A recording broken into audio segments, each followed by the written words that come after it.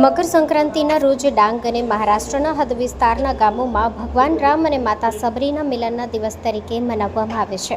સદીઓ જૂની પરંપરા મુજબ મકર સંક્રાંતિના દિવસે ડાંગ જિલ્લામાં આવેલ માતા સબરીના ગુરુ માતંગ ઋષિના આશ્રમ પંપા સરોવરથી 5 કિલોમીટર દૂર આવેલ સબરીધામ સુધી એક પદયાત્રા કાઢવામાં આવે છે, જેમાં રામ લક્ષ્મણ માતા સીતાની શોધ કરતા આશ્રમમાં આવ્યા એ અવસરને ભજન કીર્તન સાથે ઉજવીને પદયાત્રા લઈ માતા સબરીની ઝૂંપડી સુધી લઈ જવામાં આવે છે.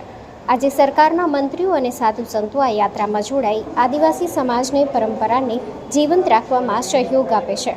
ધર્મના પ્રચારક સાધુઓ લોકોને રામાયણ વર્ણિત ભગવાન રામના અને સબરીના ભાવ અને પ્રેમને સમજાવવાની અપીલ કરી રામાયણનો મહિમા સમજાવે છે. આજે આ કાર્યક્રમના અધ્યક્ષ તરીકે ભારતના વનવાસી કલ્યાણ મંત્રી અતુલ જોગી પણ જોડાયા હતા. ગુજરાતના આદિજાતિ મંત્રી નરેશ પટેલે ઊંચ નીચ જાતપાત ધર્મ અધર્મનું છેદ ઉડાડતા સબરી મિલનના પ્રસંગની ગહન વાતોને સરળ શબ્દોમાં વર્ણવી ધર્મ પરિવર્તનથી દૂર રહેવા અપીલ કરી હતી. રાજ્યના પ્રવાસન અને ડાંગ જિલ્લાના પ્રભારી મંત્રી ડોક્ટર જયરામ ગામિત સહિત મોટી સંખ્યામાં આગેવાનો હાજર રહ્યા હતા.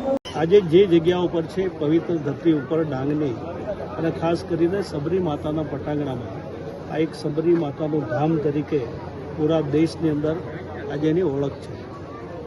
એક આદિવાસી પટ્ટાની અંદર આ એક સબરી ધામ એવો ઐતિહાસિક બનવા જઈ રહ્યું છે કે જે આજનો જે અવસર છે એ અવસરે આ મકર સંક્રાંતિના દિવસે ભગવાન શ્રી રામચંદ્રજીનું લક્ષ્મણજી સાથે આગમન થયું હતું અને એક ભીલ સમાજમાંથી આવતા અમારા સબરી માતા, અમે પોતે પણ આદિવાસી સમાજમાં આવીએ છીએ.